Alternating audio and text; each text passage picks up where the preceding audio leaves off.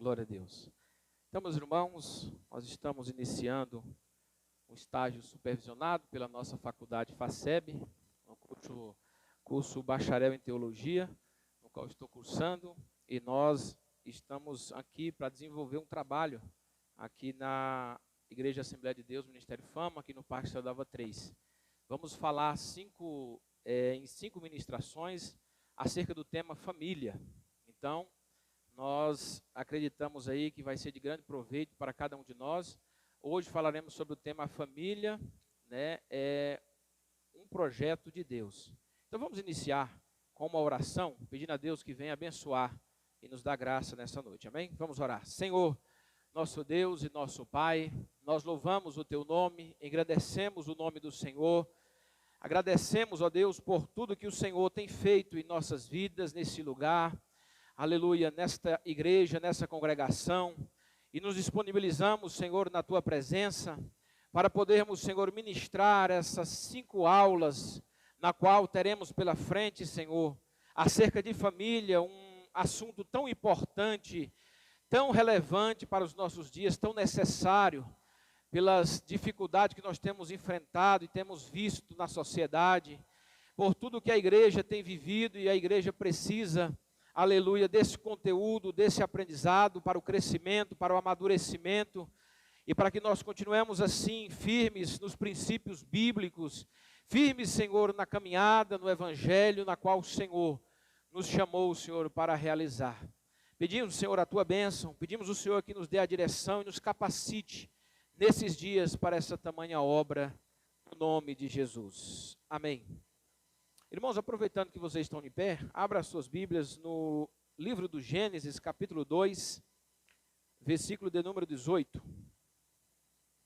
Agradeço a Deus por essa oportunidade, por essa porta aqui aberta, para podermos ministrar, amém? Eu sou o pastor dessa igreja, então já ficou mais fácil o sentido da ministração. Então, nós agradecemos a Deus. Gênesis, capítulo 2, versículos 18 ao 24, é onde nós meditaremos aqui. Glória a Deus. Gênesis, capítulo 2, versículo 18. Encontraram aí? Glória a Deus. Diz assim a palavra de Deus: E disse o Senhor Deus, não é bom que o homem esteja só, far-lhe-ei uma adjuntora, que esteja como diante dele. Havendo, pois, o Senhor Deus formado da terra todo animal do campo e toda ave dos céus, os trouxe a Adão, para este ver como lhes chamaria. E tudo que Adão chamou a toda alma vivente, foi o seu nome. E Adão pôs os nomes a todo o gado, às aves do céu e a todo o animal do campo. Mas para o homem não se achava adjuntora que estivesse diante dele. Então o Senhor Deus fez cair um sono pesado sobre Adão, e este adormeceu, e tomou uma das suas costelas e cerrou a carne em seu lugar. E a costela que o Senhor Deus tomou do homem, formou uma mulher, e a trouxe a Adão. E disse Adão: esta é agora osso dos meus ossos e carne da minha carne. Esta será chamada varoa, porquanto do varão foi tomada. Portanto, deixará o varão o seu pai e a sua mãe, e apegar-se-á a sua mulher, e serão ambos uma carne. Amém? Só até aqui. Pode tomar assento, igreja? Fiquem à vontade. Então, nós vamos meditar sobre esse tema. Tanto o homem quanto a mulher, irmãos, eles foram criados à imagem de Deus. Ou seja, ambos foram criados para se relacionarem com o Criador, com Deus, né? E para representá-lo aqui na terra. Nós fomos criados por Deus, fomos criados pelo Senhor, e nós fomos criados com um propósito. Deus não faz nada, nem fez nada por acaso, né? Então nós somos, além de nos relacionarmos com Ele, o Senhor também nos criou para que sejamos os seus representantes aqui na terra. Nós somos uma carta enviada, né? E representamos o nosso Deus, conforme Gênesis 1, 27. No final do 6º dia da criação, Deus viu tudo o que havia feito e declarou que era muito bom. Não é isso que lá diz? Deus viu que tudo era muito bom, conforme Gênesis 1:31. Então, Deus fez sua criação, sua obra-prima, e para Deus tudo era muito bom. O capítulo 2 de Gênesis, né, do seu livro de Gênesis, detalha como se deu a criação do homem e da mulher. Deus vai detalhar ali como é que foi feita a criação. Nós vamos, onde nós lemos aqui, vamos detalhar um pouco sobre o capítulo 2 de Gênesis. Então o Senhor Deus observou que estava faltando para Adão o quê? Uma companheira. Para quê? Para o homem, e agiu para suprir essa necessidade também do homem. Porque Adão, né, na permissiva de Deus ali, Deus leva os animais até ele, e ele, ao pegar cada um daqueles animais, ele coloca os nomes. E o homem viu que cada animal tinha o seu par. Tanto qualquer animal que ele colocava o nome, tinha o macho e tinha a fêmea. Então, Deus já havia detectado que não era bom que o homem estivesse só, conforme nós vamos ver aqui na frente. Então, o que ele fez?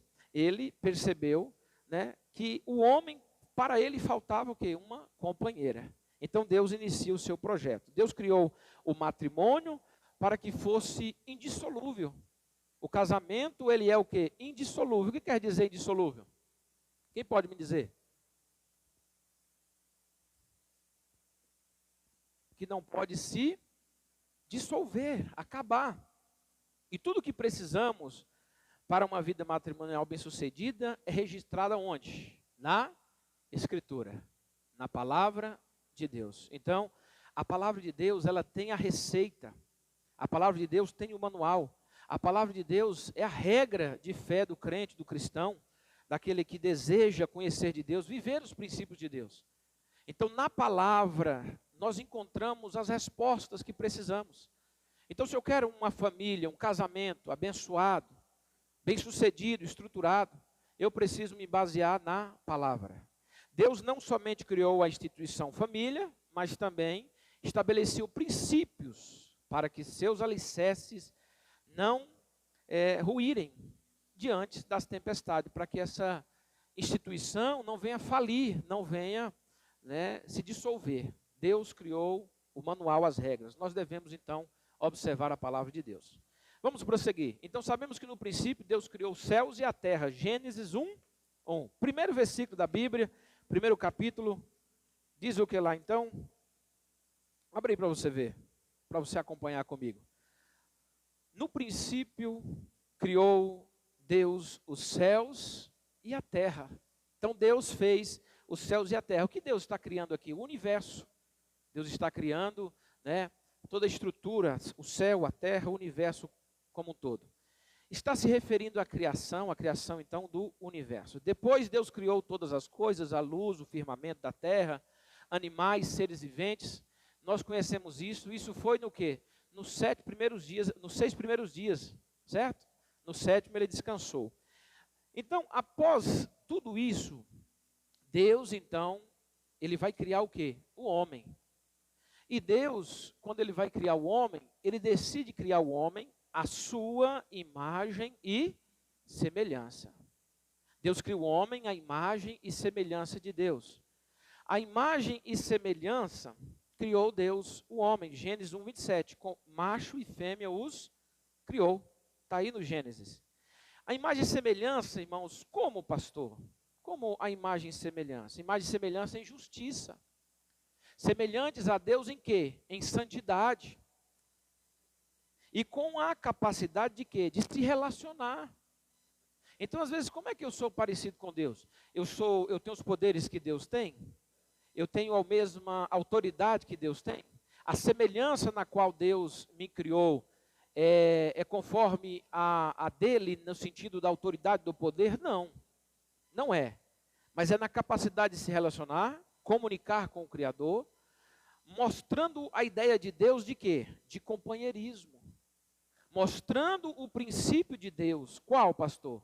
De que Deus criou o homem e quer se relacionar com ele, né? Então, Deus iniciou a sua obra assim. Vamos ver o primeiro casal? Quem foi o primeiro casal? Quem? Adão e Eva, né? Então, após criar todas as coisas, Deus percebe que não era bom que o homem estivesse só. Olha lá, Gênesis 2,18, se você quiser abrir. Abra aí Gênesis 2,18, vamos ler, para você acompanhar. Foi a leitura que nós iniciamos. Gênesis 2,18 diz, e disse o Senhor Deus, não é bom que o homem esteja só. Percebeu aí? E ele diz então, far-lhe-ei uma adjuntora, uma companheira, que esteja como diante dele. Então, Deus, ele quem percebe que o homem não era bom que ele estivesse só. Não é o homem que detecta, não é ninguém mais além de Deus. Então o Senhor, Deus declarou, não é bom que o homem esteja só, vou fazer para ele alguém que lhes auxilie, que lhes corresponda, que esteja do lado dele. E Deus tira, inclusive, da costela, que também tem o entendimento, quando nós vamos entender melhor, de lado. Essa costela simboliza lado. Ou seja, Deus está querendo dizer que ele fez a mulher para estar do lado do homem, né? Não é na frente e também não é atrás. É onde? Do lado. Esse é o propósito de Deus. Então, Deus então é quem percebe, ele é quem decide fazer para o homem uma companheira. Não é bom, não é o homem quem decide, mas é Deus quem lhes decide dar o que a ele uma esposa, tá bom? Então o Senhor Deus, Gênesis 2, 21 e 22, diz assim, então o Senhor Deus fez cair um sono pesado sobre Adão, e esse adormeceu. Então há quem diga que é a primeira anestesia, né, que houve. Então ele estava num sono profundo, pesado. Então o Senhor Deus fez cair um sono pesado sobre Adão, esse adormeceu, e tomou uma das suas costelas e cerrou a carne em seu lugar. E da costela que o Senhor Deus tomou, o homem, formou então o que? Uma mulher. E a trouxe a Adão. E eu grifei aí, trouxe-a a Adão, né? Então Deus leva a mulher até Adão. Deus tira da costela do lado, né? Simbolizando o companheirismo, simbolizando que era para estar do lado, tirando a solidão do homem. E após ele permitir que Adão dormisse e fosse adormecido em um profundo sono, ele tira de sua costela, constrói. Depois de tudo feito, depois dele formar, que é o verbo aqui que ele usa, é formar a mulher, o que ele fez? Né? Ele trouxe-a a Adão, ele leva e apresenta para Adão a mulher. E aí, nós vamos ver que Deus apresenta, leva, Gênesis 1, 28. Abra aí para você ver, vamos ler. Gênesis 1, 28. O que acontece? Nós temos o relato, o que Deus fez quando ele tem Adão e Eva juntos? Olha aí. E Deus os abençoou. O que Deus fez? Os abençoou e Deus lhes disse, frutificai e multiplicai-vos, e enchei a terra, e sujeitai-a, e dominai sobre os peixes do mar, sobre as aves do céu, sobre todo animal que se move sobre a terra. Mas o que eu frisei aí, Deus os abençoou. Então Deus prepara uma mulher para Adão, depois apresenta essa mulher a ele, depois que ele apresenta, o que Deus faz? Deus faz ali uma espécie de cerimônia. Deus faz o quê? Deus, depois de apresentar a mulher, lhes abençoou. Lhes deu o que? A bênção. Realizou então a primeira cerimônia. Poderíamos chamar de casamento. Foi o que Deus realmente ele fez ali. E só então, irmãos, Deus nos pede para o quê? Para multiplicar. Versículo Gênesis 2:18. Ele fala, quer ver? Eu queria encontrar aqui onde fala que Deus então, isso, Gênesis 1:28. Deus os abençoou e disse-lhe, frutificai e multiplicai. Mas primeiro, antes de pedir para o homem se multiplicar, pedir para a mulher e o homem se reproduzirem, o que Deus primeiro fez? Os abençoou. Primeiro houve o quê? O matrimônio, o casamento. Primeiro houve o quê? A bênção de Deus, para que depois eles pudessem se relacionar, ter uma vida então de quê? De casado. Então, o que torna o casamento legalizado não é o sexo. Ou seja, não é se ajuntar, essa palavra na verdade é ajuntar com alguém, né? E poder começar a ter as práticas de casados, de um casal normal, mas não é a bênção de Deus, é quem nos dá a permissão, a legalidade de podermos ter uma vida de casados. Deus é quem abençoa. Então, primeiro se legaliza, né, tudo, e depois o homem e a mulher estão aptos para terem uma vida de casados, podendo povoar a terra. Aí fica à vontade, né? Porque daí já tem o quê? Já tem a bênção de Deus. Já tem, então, a bênção do Criador, o dono da família, o Criador da família. Se nós temos a bênção dele, se nós estamos legalizados, então nós podemos multiplicar, pode ter filho à vontade, pode casar, ter quantos quiserem. Aí já pode, né? Então Deus então está iniciando um projeto. Ele cria o homem, cria uma mulher para o homem, abençoa, pede para multiplicar. Então Deus é o autor aqui de tudo. Está iniciando um projeto chamado o quê? Família. Isso é família. Macho e fêmea, conforme nós vimos aqui. Homem e mulher. É um casamento monogâmico, né? É um casamento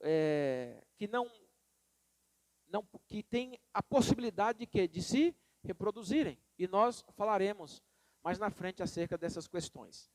Então, vamos entender, se Deus está iniciando família, o que é família? Qual a sua origem?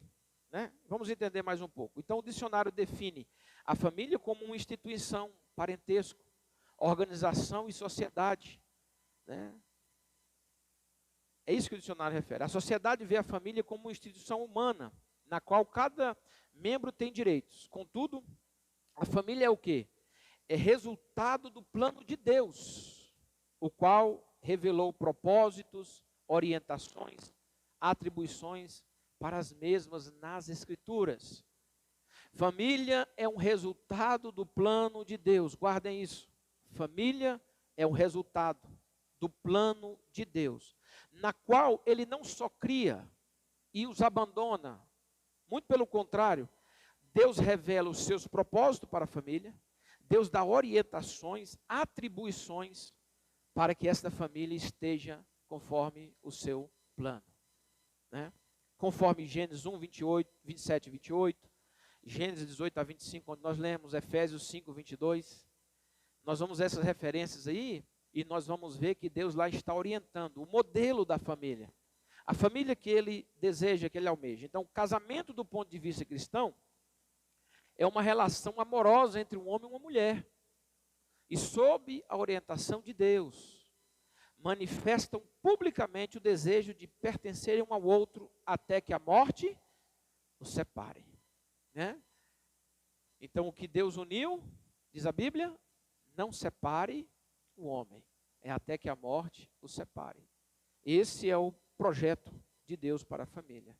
O casamento, irmãos, é mais do que um amor um pelo outro. Ele possui maior dignidade e poder. Por quê, pastor? Porque a ordenança divina que ele deseja é para perpetuar a raça humana até o fim dos tempos. Até o dia que ele, resolver, findar os nossos dias aqui na terra. Então, em seu amor, vocês veem apenas os dois nesse mundo, né? Mas com o casamento, você é um elo na corrente das gerações de pessoas que Deus dá a vida e os entrega à morte para a sua glória, chamando-os para o reino, o seu reino ou o reino de Deus. Então, às vezes nós vimos apenas um amor em um casamento, mas quando nós vimos um casal, por exemplo, ali o Pablo e a Gabriela, nós vemos ali nos dois o quê? Uma corrente das gerações de Deus. Porque nós recebemos as instruções divinas, os orientamos conforme Deuteronômio lhe ensina, Deuteronômio capítulo 6, versículo 5, ensina, né, a orientarmos os nossos filhos acerca de amar o Senhor, de temer o Senhor, né? Eles dois vão fazer o quê? Vão receber o que estão aprendendo de Deus e vão transmitir aos seus filhos. E os seus filhos vão dar sequência, passando de geração em geração, o quê? O propósito divino sobre essa terra, de formar famílias, famílias sólidas, famílias que estejam em sua presença, famílias que, né, obedeçam a Ele, que continue ao quê?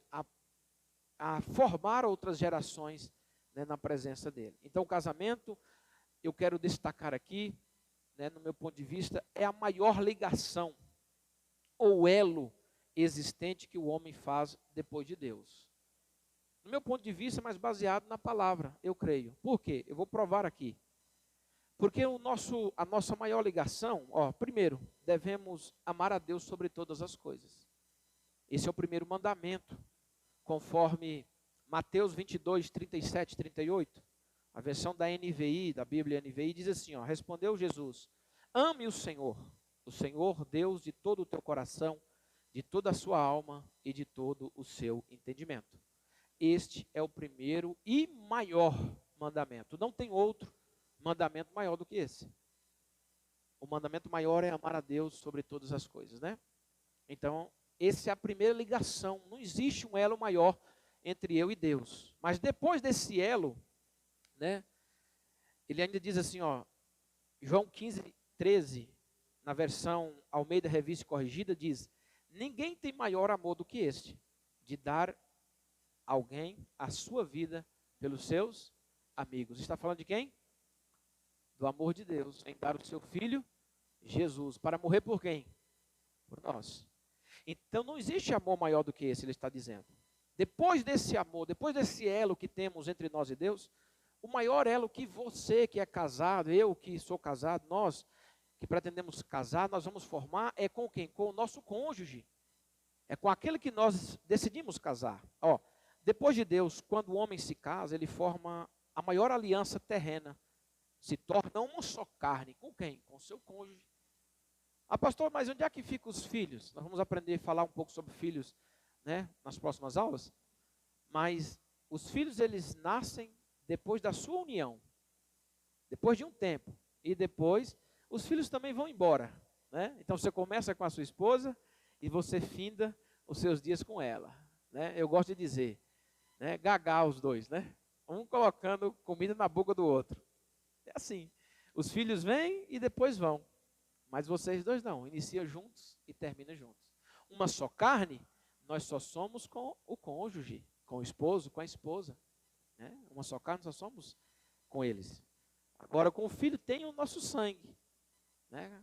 Mas não é uma só carne. Então, portanto, conforme Gênesis 2, 24, a Bíblia diz: depois de Deus, portanto deixará o varão o seu pai e a sua mãe, apegar-se-á a sua mulher, e serão ambos uma só carne. Esse é o mandamento de Deus.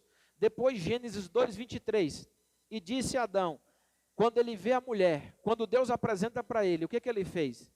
E disse Adão: esta agora é osso dos meus ossos e carne da minha carne. Esta será chamada varoa, porquanto do varão foi tomada. Então, quando Adão vê, ele fala: agora eu vou pôr o nome na minha mulher também. E o nome dela, depois de ter colocado o nome em vários bichos, ela se chamará varoa. Por quê? Porque do varão de mim ela foi formada. E agora nós somos o quê? Ela é carne da minha carne e osso dos meus ossos. É um elo perfeito de Deus, irmãos, né? Só que aí nós temos quem? O adversário, o inimigo.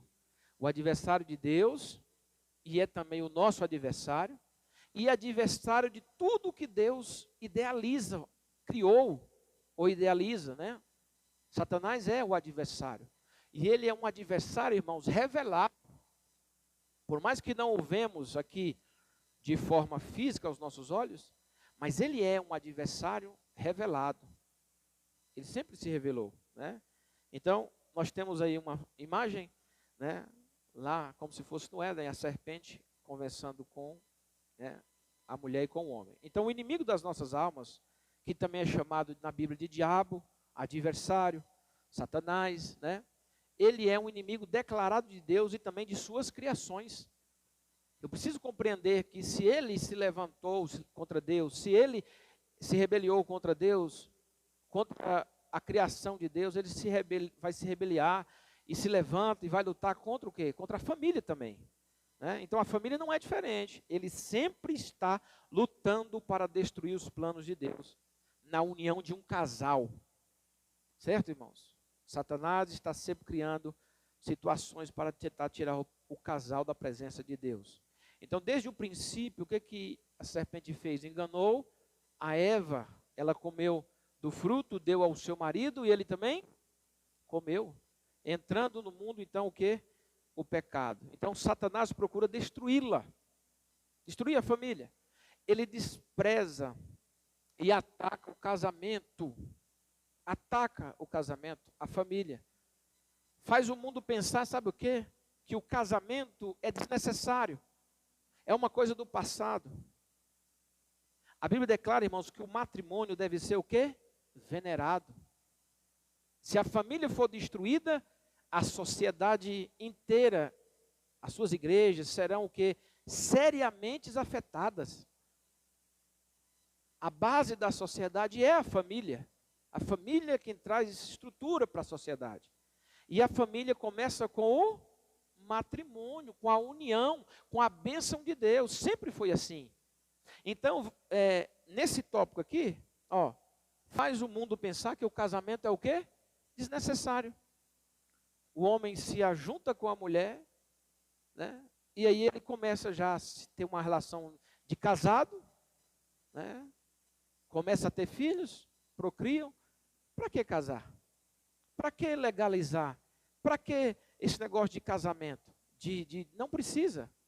Então, essa é uma das inúmeras ferramentas que Satanás usa para tentar afetar o casamento. E se nós não estamos legalizados, não temos a bênção de Deus, não temos a bênção, né, que na nossa sociedade hoje é necessário o casamento também, né, no civil, não temos essa bênção, nós estamos dando legalidade. Para quê? Para que o inimigo ele possa entrar, para que ele possa, né, ter autoridade na relação, na união que Deus ele criou. Então, Satanás vai tentar destruir essa base, vai tentar destruir essa estrutura que Deus formou. Porque destruindo essa estrutura, ele vai destruindo a sociedade. No começo, com a queda do homem, Satanás conseguiu ou consegue então fazer o pecado entrar no mundo. E esse pecado, uma vez que se consumou lá atrás, o que aconteceu? Gerou o quê? A morte, o quê? Desunião, o medo, dúvidas, traições, desejos pecaminosos e toda espécie, irmãos, de mal. Uma vez o pecado consumado, a Bíblia diz, o salário do pecado é o quê? A morte. Então, o mal afeta a família e afeta a sua estrutura, porque ele se iniciou lá atrás, no começo. Né? Então, a queda ou a desobediência do homem trouxe sérias consequências para a família. Quando o homem come com a mulher do fruto proibido, desobedecendo a Deus, ele, né, acarreta para a humanidade sérias consequências. Né? E nós sofremos até hoje pelo fato da desobediência. Então, a família estruturada é diferente, porque ela consegue, sabe o que, criar, sabe o que? Uma estabilidade na sociedade, de uma forma geral. Né? Mas uma família desordenada, sem princípio, sem ordem, ela consegue também desestabilizar várias esferas na sociedade. Né? Então, você olha para um casamento estruturado, uma família organizada, que tem os princípios de Deus, os princípios bíblicos, o filho, onde ele vai, ele é uma bênção. Por quê? Porque ele foi ensinado. O filho, ele foi bem instruído conforme os padrões de Deus. E Deus é um ser organizado. Deus é um ser educado. Deus é um ser santo. Certo, irmãos? Quando nós aprendemos na Bíblia a amar o próximo, a fazer o bem, a não roubar o que é do próximo. Então, uma família organizada, ela vai levar consigo tanto os pais, a mãe como o pai, quanto os filhos vão levar esses princípios adiante. E a família, a sociedade, aonde ele chega? No trabalho, na igreja, aonde ele vai? Ele leva consigo esses princípios, né? Agora, a família desestabilizada, sem a estrutura divina, sem o plano de Deus, ela vai desestabilizar. Onde ela chega é confusão, é briga, é roubo, é assalto, é morte. Você entende? Pelo fato da desordem. Então, estamos encerrando aqui a importância da família na sociedade. Tá? Então, segundo a Declaração Declaração Universal dos Direitos Humanos, DUD, a família é o elemento natural, universal da sociedade. A deteriorização da sociedade acontece por causa da deteriorização de quem? Da família. Então, isso foi declarado pela própria DUD, né? Então, é o nosso dever cuidar da família. A igreja precisa estar atenta para a tendência mundana que quer o quê? Desvalorizar a influência da família na sociedade. Afinal, é na família que tudo começa. Não é na escola, não é na igreja. Começa onde? Dentro do nosso lar. Quer ver?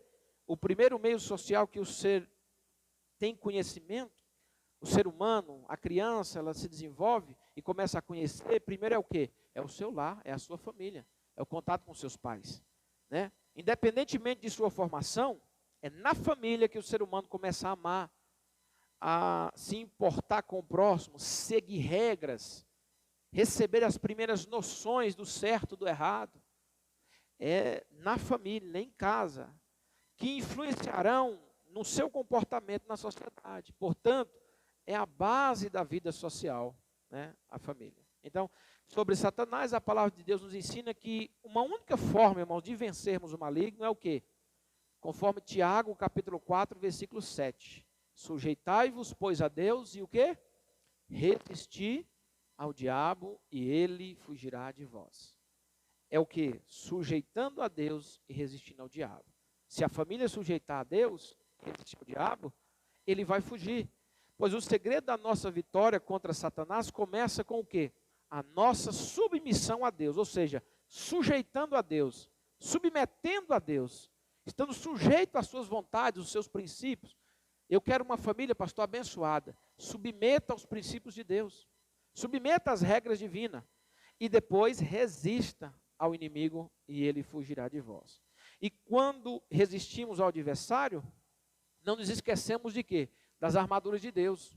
Se eu quero resistir a ele, eu preciso ir lá para Efésios capítulo 6, versículo 10 ao 17. Lá tem as armaduras que eu preciso ter comigo para poder, na batalha, enfrentar o inimigo. Em especial, então, o escudo da fé, com o qual nós podemos, diz a Bíblia, apagar todos os dardos inflamados do maligno. Efésios 6,16. Então, a fé. E para concluirmos, a família cristã precisa então verdadeiramente crer naquele que o criou.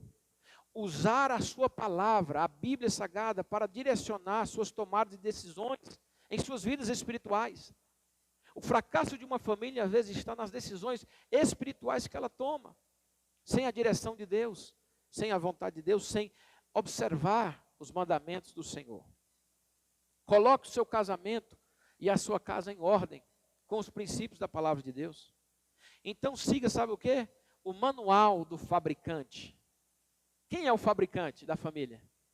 Deus, Jesus. Qual é o manual do fabricante? A Bíblia, Ana. Muito bem, Ana. A palavra. Não é, irmã Eunice? Então, a palavra, o manual de Deus é a Bíblia. Ele é o fabricante. E todo fabricante, ele desenvolve o quê? Um manual, não é? Eu já falei aqui na igreja em outras oportunidades. Às vezes nós pegamos um equipamento novo e nós queremos dar uma de inteligentes demais, né? Pegamos o manual, né, irmão Fábio? Olhamos assim, não, isso aqui eu não preciso não. A gente já quer ligar sem saber, sem olhar o manual. Quer ligar as coisas, depois queima o aparelho, né? Por quê? Por não olhar o manual. Mas existe um manual de instruções. Deus, como fabricante da família, Ele também deixou o manual. O que é? A palavra. Observe a palavra. Vá pela palavra, né? E você com certeza será muito feliz. Né? Tudo que se pode desfrutar no casamento é construído entre os componentes que ela possui, a Bíblia. Então a participação de cada um é indispensável. Então, o casamento ele é construído com vários componentes. E é necessário a participação de cada um, sabe de quem? Dos membros também que compõem aquela família. Porque em um casamento, em uma família, às vezes existe o marido e a esposa e existe também um filho. Então é necessário a participação de cada um desses componentes para tornar aquela família, então, abençoada. Cada um tem um papel e nós vamos aprender aqui os papéis do marido, da mulher, dos filhos no casamento, na família, tá? Nas próximas aulas. Então, para encerrar, Deus abençoe as nossas famílias, né? E que possamos dar sequência a esse projeto de Deus chamado família. Tem uma importância. Deus idealizou, projetou, criou, desenvolveu. E nós precisamos dar, então, continuidade. Tá bom? Então, essa é a mensagem de Deus, essa primeira aula acerca de família, né? Representando aqui, né, a nossa faculdade FACEB como estagiário da faculdade, aluno, né? Eu trago esta mensagem a cada um de vocês. Espero que vocês e suas famílias sejam abençoadas de forma grande e poderosa. Na próxima aula, quinta-feira, às 19h30, falaremos mais acerca desses assuntos. Tá bom? Que Deus abençoe. Agradeço em nome de Jesus.